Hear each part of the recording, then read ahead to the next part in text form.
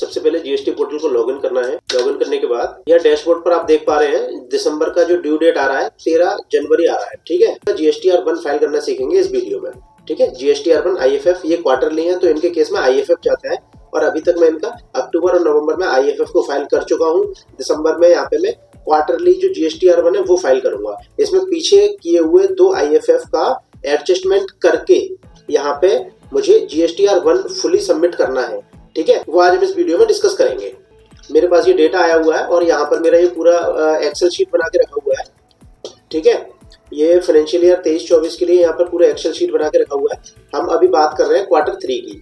ठीक है, क्वार्टर 3 हमारा स्टार्ट होता है तो अक्टूबर से और दिसंबर तक चलता है। अक्टूबर में ये बिल था, नवंबर में ये 2 बिल थे, तो ये सारे जो हमारे आईएफएफ में फाइल हो चुके हैं। एक बार हम इसको चेक भी करेंगे, इसकी कैलकुलेशन करेंगे और उसके बाद फिर हम ये दिसंबर के बिल्स को अपलोड करके बाकी कहाँ पर इसका एडजस्टमेंट होना है वो सब चीजें हम इसमें वीडियो में पूरा डिस्कस करेंगे। ठीक है, आगे बढ़ते हैं, पोर्टल की तरफ आते हैं। जीएसटीआर 1 फाइल करने के लिए आपको जाना होता है डैशबोर्ड पर। डैशबोर्ड के बाद आपने क्लिक करना है फाइल रिटर्न्स पर। यहाँ हमने क्वार्टर 3 का दिसंबर मंथ का लेना है और यहाँ पे हम सर्च करेंगे। लेकिन दोस्तों उससे पहले मैं आपको एक चीज बता दूं, हम जब भी आपने जीएसटीआर 1 या आईएफएफ आप जब भी फाइल करने जा रहे हैं तो सर्विस टैब में जाके और रिटर्न्स के अंदर टैक्स लायबिलिटी ये टैब जरूर आप ओपन करें। ये इसको हर बार चेक करें, कभी आपसे कोई मिसमैच होने के चांस यहाँ पे 0 हो जाते हैं दोस्तों। ये यहाँ पर आप देख पा रहे हैं difference in liability declare and paid. ठीक है, और यहाँ पर इसके बाद अगर मैं देखूं तो टैक्स लायबिलिटी यहाँ पर क्या होता है दोस्तों, ये टेबल नंबर 1 जो है difference and liability declare and paid यहाँ पे ना इंक्लूड करता है ये आरसीएम को। ठीक है, इसके बाद अगर हम यहाँ पे बात करें तो tax liability and ITC something यहाँ पे ये आरसीएम को इंक्लूड नहीं करता है। तो यहाँ पे मेरा एज पर जीएसटीआर 1, ठीक है, एज पर जीएसटीआर 1 मेरी ये फिगर दिखाई हुई है मैंने हर महीने के हिसाब से और एज पर 3 भी ये फिगर मैंने यहाँ पे दिखाई हुई है। तो यहाँ पे आप देख पा रहे हैं दोस्तों, यहाँ पे शॉर्टफॉल एंड एक्सेस मेरा 0 आ रहा है। अप्रैल से लेके जून तक का यहाँ पे 0 आ रहा है और जिस क्वार्टर सेकंड का भी जुलाई से लेके सितंबर तक का 0 आ रहा है। ठीक है, उसके बाद अगर हम बात करें तो अक्टूबर नवंबर की, अक्टूबर में मैंने 10,656 की यहाँ पे लायबिलिटी को डिक्लेयर किया हुआ है और नवंबर में 24,822 की लायबिलिटी को डिक्लेयर किया हुआ है। अक्टूबर में अगर हम लायबिलिटी की बात करें तो 10,656, एक बार चेक कर लेते हैं इसको। मैंने यहाँ पे एक्सेल शीट पे डेटा बनाया हुआ है। अक्टूबर में मेरी जो लायबिलिटी आ रही है ये यहाँ पे आप देख पा रहे हैं आईजीएसटी, सीजीएसटी और एसजीएसटी का टैब बनाया हुआ है मैंने और यहाँ पे ये टैक्सेबल है। ठीक है, अब हम नीचे आते हैं तो नीचे आते हैं तो ये हमारा आईजीएसटी आई पे आ रहा है और यहाँ पर मेरा अक्टूबर में मेरा आई पर जो आ रहा था 0 है। ठीक है, आईजीएसटी 0 है और ये 5328 और 5328 सीजीएसटी और एसजीएसटी है। मिला के दोस्तों 10,656 होता है। यहाँ पे सम आ रहा है, यहाँ पे आप देख सकते हैं 10,656 हो रहा है। इसको मैं यहाँ पे मैं देख रहा हूँ तो 10,656 यानी कि मेरा एक इनवॉइस था जिसको मैंने आईएफएफ में फाइल किया हुआ था और वो यहाँ पे मेरी लायबिलिटी उसकी उतनी डिक्लेयर की हुई है। ठीक है, नवंबर में 24,822 है। यहाँ पर हम देख लेते हैं नवंबर के दोस्तों ये 2 बिल है यहाँ पे मेरे। ठीक है, और दोनों ही मेरे B2B के हैं। B2B के हैं तो यहाँ पे मैं अगर ये देखता हूँ सीजीएसटी और एसजीएसटी का टोटल मिला के 24,822 हो रहा है। तो यहाँ पे मेरा भी 24,822 हो रहा है। ठीक है, तो यानी कि अक्टूबर नवंबर के मेरा पहला यहाँ पे डिक्लेरेशन जो मैंने पहले डिक्लेयर किया हुआ है आईटीसी को वो एकदम ठीक है। मुझे दिसंबर के आईटीसी को डिक्लेयर करना है। आइए बढ़ते हैं दिसंबर के रिटर्न्स की तरफ। ये वापस से डैशबोर्ड पे आके और आप इस पे क्लिक करेंगे क्वार्टर 3 और यहाँ पे दिसंबर को मैंने सिलेक्ट कर लिया है। दिसंबर को सिलेक्ट करने के बाद मैं आ जाता हूँ यहाँ पे ऑफलाइन मोड पे। दोस्तों यहाँ पर मैं आपको ऑफलाइन मोड से जीएसटीआर 1 फाइल करना सिखा रहा हूँ जो कि आईएफएफ और जीएसटीआर 1 दोनों की कैलकुलेशन को यहाँ पे लाइव दिखाने वाला हूँ दोस्तों मैं आपको। ठीक है दोस्तों, आप देख रहे हैं टैक्स डिजिटल और चैनल पर पहली बार आ रहा है तो सब्सक्राइब का बटन दबाना ना भूलें और वीडियो इंपॉर्टेंट लगे तो दोस्तों के साथ शेयर कीजिए। तो आपके ये वीडियो बहुत काम आने वाली है। वीडियो को पूरा लास्ट तक देखें बिना स्किप किए। वापस से लेके चलते हैं डैशबोर्ड की तरफ। इस वीडियो में मैं आपको पूरी कैलकुलेशन के साथ समझाऊंगा, लाइव दिखा रहा हूँ वो भी सारी चीजें। तो वीडियो को बिना स्किप किए पूरा देखिएगा, तभी सारी चीजें क्लियर होने वाली है आपको। ठीक है, अब मैं यहाँ पे बात करता हूँ मैं दिसंबर मंथ की। दोस्तों दिसंबर के मेरे पास ये 5 इनवॉइसेस हैं। ठीक है, और यहाँ पे मैं इनवॉइस नंबर को पूरा एक बार जूम कर लूँ, बड़ा कर लूँ। ठीक है, तो यहाँ पे 25, 26, 27, 28, 29 ये 5 इनवॉइसेस रेज हुए हैं। तो जिनमें से 2 इनवॉइसेस ऐसे हैं जो जीएसटी नंबर है यानी कि ये B2B के बिल है। ठीक है, बाकी ये 3 बिल जो है वो अनरजिस्टर्ड के हैं। ठीक है, तो यहाँ पे क्या है कि ये B2C में जाएंगे और यहाँ पे मैं HSN कोड मेरा यहाँ पे आ रहा है, क्वांटिटी मेरा यहाँ पे आ रहा है। ठीक है, और ये सारी सप्लाई मेरी यूपी की है। और इसके बाद में देखूँ तो टैक्सेबल यहाँ पे आप देख पा रहे होंगे H में। ठीक है, तो टैक्सेबल मेरा यहाँ पे कितना है, टैक्सेबल यहाँ पे मेरी ये वैल्यू आ रही है। ठीक है, एक बार मैं इसको थोड़ा सा अलग कर लेता हूँ दिसंबर को। ठीक है, यहाँ से मैंने ये अलग कर लिया है। ये मैंने किया था दोस्तों एक्सेल का थोड़ा सा कर लेते हैं तो आदत है, कंट्रोल के साथ प्लस किया था जिससे इंसर्ट हो जाता है। कंट्रोल के साथ मैं माइनस करता हूँ तो ये मेरा डिलीट हो जाता है रो। ठीक है, अब मैं यहाँ पे IGST मेरा 0 है और CGST के केस में अगर मैं बात करूं तो यहाँ पे मेरा आ रहा है 34163। यहाँ सम की तरफ देखिएगा दोस्तों, ये नीचे जो टोटल आ रहा है ना, ये पूरे क्वार्टर का आ रहा है, ठीक है। यहाँ से आ रहा है ये पूरा टोटल 51902। तो आप ये सम को देखिए, मैंने यहाँ पे जो सम लगाया हुआ है, ठीक है, यहाँ पे जो सम आ रहा है 34163.10, ठीक है। ये CGST और SGST मेरा बराबर आ रहा है और यहाँ पे मेरी ये टोटल इनवॉइस की वैल्यू आ रही है। यहाँ पे मैं देख रहा हूँ तो मेरे दो तरीके के जो है टैक्स रेट है, ठीक है। यहाँ पे 5% भी है और यहाँ पे 18% भी है, ठीक है। तो अब यहाँ पे आगे बढ़ते हैं दोस्तों। यहाँ पे मेरी टेबल है 4A, ठीक है। 4A को जब मैं क्लिक करूंगा तो यहाँ पे मुझे B2B की डिटेल्स डालनी है, ठीक है। यहाँ पे लिखा हुआ 4A 4B 6B 6C B2B SEZ DE invoices, ठीक है। तो मैं यहाँ पे B2B की इनवॉइसेस, यहाँ पे there are no record to display, यहाँ पे कोई इनवॉइस नहीं आ रहा है और यहाँ पे मैं ऐड रिकॉर्ड पे क्लिक करता हूँ, ठीक है। मैंने ऐड रिकॉर्ड पे क्लिक किया तो यहाँ पे सबसे पहले मुझे डालना है GST नंबर। आजकल तो काफी सारे सॉफ्टवेयर आ गए हैं दोस्तों, तो आप जो है उन सॉफ्टवेयर के थ्रू भी आप अपना ये GST अर्बन फाइल कर सकते हैं। जैसे कि टैली एक बहुत अच्छा सॉफ्टवेयर है, तो क्या होता है ना कि इनका ये टैली अपने आप से मेंटेन करते हैं और कभी ये लेट मेंटेन करते हैं, तो इसकी वजह से इनका डेटा प्रॉपर नहीं आ पाता है। मुझे इनवॉइस के फॉर्मेट आते हैं, जैसे कि मैं आपको दिखाऊं तो ये जैसे कि मेरा 25 जो मैं कर रहा हूँ, ठीक है, ये मुझे इनवॉइसेस के फॉर्मेट आते हैं। तो मैंने ये फॉर्मेट को यहाँ पे एक्सेल शीट में पहले डाल दिया है। तो वापस से आते हैं, ये मैंने GST नंबर को यहाँ से कॉपी कर लिया है और कॉपी करने के बाद मैं आ जाता हूँ GST के पोर्टल पे, तो मैंने यहाँ पे इसको ये पेस्ट कर दिया है, ठीक है। तो यहाँ पे मेरे रिसिपेंट का नाम भी आ जाएगा, ये रिसिपेंट का नाम मेरा मैच कर रहा है दोस्तों यहाँ से, ठीक है। ये मेरी जो शीट थी यहाँ पे मेरा रिसिपेंट का नाम मैच कर रहा है और यहाँ पे फिर आगे देखते हैं ये क्या मांग रहे हैं हमसे। फॉलो करते करते जाएंगे दोस्तों, सारी चीजें आपके लिए ईजी हो जाती है, ठीक है। लेकिन एक बार आप प्रैक्टिकल देख लीजिए ताकि आपको ईजी हो जाएगा, ठीक है। यहाँ पे GST number not present in master, GST is selected as supplier only. तो यहाँ पे दोस्तों अगर आप इस GST नंबर को ऐड करना चाहते हैं, यहाँ पे ये ऐड हो जाता है, ठीक है। मैंने यहाँ पे ऐड कर दिया है। ये रिसिपेंट का नेम मैं यहाँ पे कॉपी कर देता हूँ, तो उससे क्या होगा दोस्तों, अगर आपको पता चल जाएगा कि ये इस पार्टी का, तो आप पार्टी का नाम डालेंगे। मैं आपको दिखाता हूँ फिर से, तो पार्टी का नाम डालेंगे तो GST नंबर ऑटोमेटिक आ जाएगा। मैंने यहाँ पे सेव कर दिया, मेरा यहाँ पे सप्लायर और ये मास्टर में भी नाम आ चुका है। यहाँ पे देख पा रहे हैं EMKD इंफ्राटेक नेम जो है ये मास्टर में ऐड हो चुका है, ठीक है। इनवॉइस नंबर क्या है मेरा, यहाँ से मैं कॉपी कर लेता हूँ। ये मैंने यहाँ से कॉपी करके यहाँ डाल दिया है। इनवॉइस की डेट क्या है, इनवॉइस की डेट है 2 दिसंबर 2023, 02/12/2023। यहाँ पे स्लैश नहीं लगाना होता, स्लैश अपने आप आ जाता है। इनवॉइस की वैल्यू ये बोल रहा है टोटल इनवॉइस वैल्यू, तो टोटल इनवॉइस वैल्यू मेरी कौन सी है, ये वाली है, ठीक है। 166498 मैंने ये यहाँ डाल दिया। POS मेरा उत्तर प्रदेश है, ठीक है। और इसके बाद दोस्तों यहाँ पर कुछ नहीं करना है, आपने इंटरेस्टेड या ऑटोमेटिक सिलेक्ट होकर आ गया है। इसके बाद दोस्तों ये सप्लाई मेरी है 18% की, ठीक है। तो मैं यहाँ पे 18% वाले स्लैब में टैक्सेबल वैल्यू डालूंगा, जो कि टैक्सेबल वैल्यू मेरी ये है 141100 141100। जैसे मैंने टैक्सेबल वैल्यू डाली, यहाँ पे मेरा CGST और SGST मेरा अकॉर्डिंगली कैलकुलेट होकर आ गया 12,699, जो कि मेरे पास भी यहाँ पे 12,699 ही था, ठीक है। इसको मैं सेव कर देता हूँ सिंपली। ये प्रोसेस दोस्तों बिल्कुल ऐड करने का है। अब मैंने आपको बोला था कि मेरा जो मास्टर में ऐड हो जाता है, ठीक है। मैं यहाँ से ये हटा देता हूँ, ये मैंने हटा दिया, ठीक है। अब ये बोल रहा है, यहाँ देखिए आप दोस्तों समझने वाली चीजें, सर्च बाय रिसिपिएंट नेम मैंने यहाँ पे EM के नाम से डाला था, तो मैंने EM डाला ना, तो देखिए मेरा यहाँ पे ये सिलेक्ट होके आ गया। मुझे यहाँ पे GST नंबर को बार बार ऐड करने की जरूरत नहीं है, मैंने इसको मास्टर में ऐड कर दिया था, तो उसका मुझे यहाँ पे बेनिफिट मिल रहा है। मैंने EM डाला तो मेरी पार्टी का यहाँ पे पूरा नाम आ गया, ठीक है। अगर मैं यहाँ पे KAY भी डाल के देखता हूँ तो भी मेरा आ रहा है। बीच में से कहीं से भी आप अगर नाम को डालते हो तो यहाँ पे दिखने लग जाएगा, ठीक है। बहुत ही काम की वीडियो है दोस्तों, ये बहुत काम की जानकारी दे रहा हूँ आज आपको मैं, और सब कुछ लाइव दिखा रहा हूँ। ये मेरा दोस्तों एक बिल यहाँ पे ऐड हो चुका है। अब मैं दूसरे बिल की बात करता हूँ, तो दूसरा बिल में यहाँ पे B2B का है नहीं, और B2B का मेरा ये वाला बिल है, ठीक है। ये 3 बिल जो है मेरे B2C के है। तो मैं यहाँ पे B2B में ये 30 दिसंबर को एक जी बिल है, इसको और मैं डालता हूँ। GST नंबर डाला, पार्टी का नाम यहाँ पे आ जाता है, ठीक है। ऐड टू मास्टर करना चाहे तो कर देते हैं, चलो कर देते हैं, बार बार हमें करना पड़ता है। और यहाँ पे इनका नाम डाल देते हैं, इससे बार बार मेहनत करने से बच जाएंगे। जिन लोगों के पास दोस्तों टैली का सॉफ्टवेयर नहीं है, क्योंकि होता क्या है कि GST अर्बन और IFF में JSON फाइल अपलोड होती है पोर्टल पर, ठीक है। और JSON फाइल जो है वो हर कोई सॉफ्टवेयर इजीली नहीं बना पाता है। जो बेसिकली इससे रिलेटेड सॉफ्टवेयर है वो तो बना देते हैं, जैसे कि टैली है वो तो बना देता है, और भी कई सारे सॉफ्टवेयर है बना देते हैं। कई लोगों के पास ये सारी चीजें नहीं होती हैं, न्यू जो स्टार्टिंग करना चाहते हैं, तो उनके केस में ये बहुत ज्यादा हेल्पफुल होने वाला है वीडियो, ठीक है। यहाँ पे इनवॉइस नंबर अब डाल लेते हैं अगला। यहाँ पे इनवॉइस नंबर डालने के बाद डेट डाल लेते हैं। इसके बाद इनवॉइस टोटल इनवॉइस वैल्यू मेरा आ रहा है 1236171 ये मैंने यहाँ पे फिल कर दिया है। POS मेरा यूपी है, सारा यूपी की सप्लाई था, ठीक है। इंटरेस्ट रेट लिख के आ गया, और यहाँ पे ये भी मेरी सप्लाई 18% की है, ठीक है। तो यहाँ पे भी मैं अमाउंट डाल देता हूँ 104760, ठीक है। ये आ गया मेरा 9428.40, ये मेरा कैलकुलेट हो गया यहाँ पे CGST SGST अकॉर्डिंगली आ गया। सेव कर देते हैं। सेव करने के बाद दोस्तों सिंपली बैक आ जाते हैं, और बैक आने के बाद आप देख पा रहे हैं यहाँ पे दोनों इनवॉइसेस आपके सामने दिख रहे हैं, ठीक है।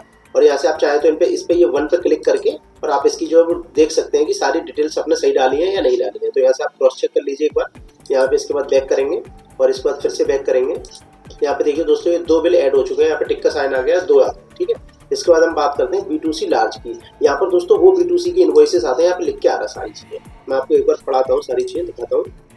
यहाँ पर जैसे मैं इस कर्सर को यहाँ पे ले जाऊंगा तो यहाँ पे लिख के आ रहा है taxable outward supplies to a unregistered person where place of supply state code is other than the state where supply is located, interstate supply and invoice value is more than 2.5 lakh। 2.5 lakh से ज्यादा के invoice को यहाँ पे report करना होता है, लेकिन हमारे इनवॉइस छोटे छोटे हैं तो मैं यहाँ पे 7 में लेकिन मेरे यहाँ पे बिल छोटे छोटे हैं तो मैं यहाँ पे टेबल नंबर 7 में इसकी रिपोर्ट करूंगा, ठीक है। यहाँ पे अदर्स के लिए होता है, यहाँ पे ऐड रिपोर्ट पे क्लिक करूंगा और यहाँ पे मेरे को कंसोलिडेट डालना होता है। अब एक चीज दोस्तों यहाँ पे ध्यान रखने वाली ये है कि अगर यहाँ पे मेरे पास अक्टूबर और नवंबर में IFF में दोस्तों B2B की डिटेल जाती है, ठीक है, वहाँ पे B2C नहीं जाता। एक बार मैं आपको लाइव दिखाता हूँ। पे आके बैक कर लेते हैं एक बार, रिटर्न्स पे जाऊंगा। रिटर्न्स पे जाने के बाद मैंने यहाँ पे Q3 लेके और मैं अक्टूबर का दिखाता हूँ, पहले आपको सर्च किया, ठीक है। सर्च करने के बाद यहाँ पे दोस्तों ये मैंने GSTR1 IFF पे क्लिक किया। यहाँ पे देखिए दोस्तों, यहाँ पे टेबल नंबर 4 और टेबल नंबर 9 भी आ रहा है, ठीक है। क्रेडिट डेबिट नोट रजिस्टर्ड, ठीक है, और 4A B2B ये लिखा हुआ B2B, ठीक है। यहाँ पे ये 2 ही टेबल्स मेरे पास जो शो होती है, एक तो आप B2B के बिल डाल सकते हो और रजिस्टर्ड वाले क्रेडिट नोट डाल सकते हो। B2C के लिए यहाँ पे कोई भी ऑप्शन नहीं आता है, ठीक है। तो यहाँ पे वैसे तो मेरे पास यहाँ पे B2C की सप्लाई कोई है ही नहीं, अक्टूबर नवंबर में सारी B2B की थी, तो ये सारे बिल मैंने अपलोड किए हुए हैं। अब यहाँ पे हम बात कर लेते हैं B2C की सप्लाई की, जो कि अभी दिसंबर में, ठीक है, ये मुझे ऐड करनी पड़ेगी। अब वापस से हम दिसंबर के रिटर्न्स पे आ जाते हैं और यहाँ पे ये मेरा B2C आ गया, ठीक है। अगर कोई ऐसी सप्लाई होती मेरे पास जो अक्टूबर और नवंबर में भी होती है B2C की, ठीक है, तो उस B2C की सप्लाई को मुझे दिसंबर की सप्लाई के साथ ऐड करके डालना होता, ठीक है। लेकिन मेरे पास इस केस में है नहीं, तो मैं दिसंबर की सप्लाई को यहाँ पे डालने वाला हूँ। मैं यहाँ पे ऐड रिकॉर्ड पे क्लिक करूंगा तो यहाँ पे POS प्लेस ऑफ सप्लाई के हिसाब से यहाँ पे जाता है। यहाँ पे सिलेक्ट कर लेता हूँ, मेरा यूपी का है तो 09 कोड आएगा, ठीक है। 09 उत्तर प्रदेश यहाँ पे आ चुका है। और टैक्सेबल वैल्यू, यहाँ पे टैक्सेबल वैल्यू को टोटल कर लेते हैं। ये 3 बिल है मेरे जो टैक्सेबल वैल्यू है, और यहाँ पे आ रहा है 481428। यहाँ पे सम दिख रहा है 481428, तो मैं डाल देता हूँ 481428, ठीक है। यहाँ पे ये मैंने डाल दिया, इंटरेस्ट रेट लिख के आ रहा है और यहाँ पर मैंने रेट को सिलेक्ट कर लिया। ये इस पर टिक नहीं करना दोस्तों, मतलब ये अगर कोई टैक्स रेट हमारी कोई डिफरेंट होती इन सबसे अलावा तो यहाँ पे मुझे इसको टिक करना था, लेकिन मैं इसको टिक नहीं करूंगा क्योंकि ये 65, ये मैंने टिक करके दिखाया तो आपको यहाँ पे देखिए 65% का ये आ गया है, ठीक है। और ये मेरा कुछ है नहीं तो मैंने यहाँ पे इसको अनटिक कर दिया है। डेट पे जाएंगे और फिर यहाँ पे मैं एक बार देख लेता हूँ, ये मेरी जो सप्लाई है ना ये 5% की है दोस्तों। यहाँ पे मैंने ना GST रेट का परसेंटेज लिखा हुआ है M पे, ठीक है, कॉलम M में। तो यहाँ पे मेरा ये 5% के तीनों बिल है, तो मैं यहाँ पे 5% ले लेता हूँ। मैंने यहाँ पे ये 5% ले लिया है, 5% लगाया तो अकॉर्डिंगली 12,035 रुपये का टैक्स आ गया। मैं एक टोटल कर लेता हूँ तीनों बिलों का, 12,035 रुपये 70 पैसे ये मेरा टैक्स आ गया। सेस में 0 रखना है, ठीक है, और इसके बाद इसको सेव कर देना सिंपली। यहाँ पे सेव हो चुका है, सेव रिक्वेस्टेड सक्सेसफुली आ गया है और यहाँ से मैं बैक कर लेता हूँ सिंपली, ठीक है।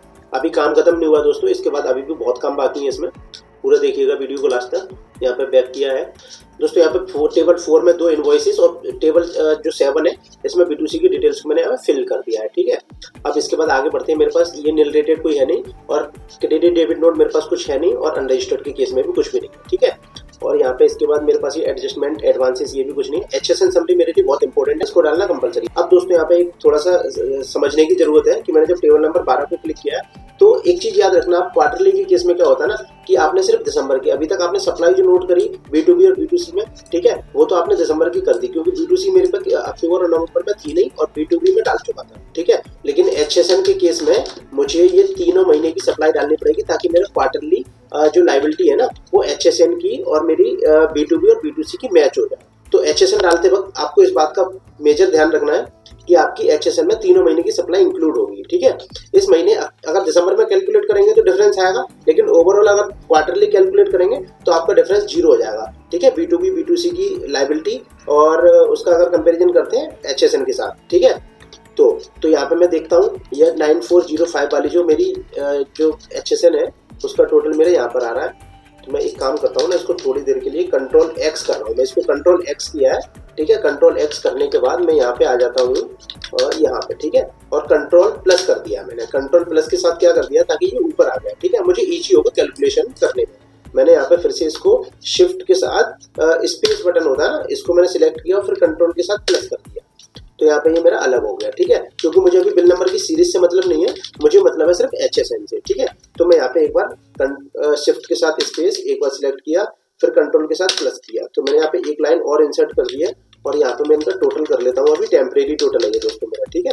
मैं सिर्फ इस टोटल को अपने HSN डालने के लिए यूज कर रहा हूँ। यहाँ पे मेरे HSN का टोटल आ चुका है और यहाँ पे 9405 है। मैं यहाँ पे HSN में 9405 यहाँ क्लिक कर देता हूँ और यहाँ डिस्क्रिप्शन में मैं यहाँ लिख देता हूँ इलेक्ट्रिकल आइटम्स, ठीक है। QAC में यहाँ पे मेरा पीसेस आएगा, तो यहाँ पे मैंने P को प्रेस किया तो ये आ गया। और क्वांटिटी अब मेरी यहाँ पे टोटल आ चुका है यहाँ तक का। ये इसमें दोस्तों मेरी ये देखिए अक्टूबर का है ये बिल, अक्टूबर, ठीक है। ये 2 बिल मेरे नवंबर के हैं और ये दिसंबर के हैं, ठीक है। 9405 मेरा HSN है, क्योंकि यहाँ पे HSN टोटल कंसोलिडेट जाता है, ठीक है। और यहाँ पे HSN रेट भी मेरा सेम है, इसलिए मेरे एक ही जगह जाता है। अगर यहाँ पे दो तरीके के रेट होते तो 2 बार मुझे ये डेटा फिल करना पड़ता, ठीक है। तो यहाँ पे मेरी 274 की क्वांटिटी है, 274।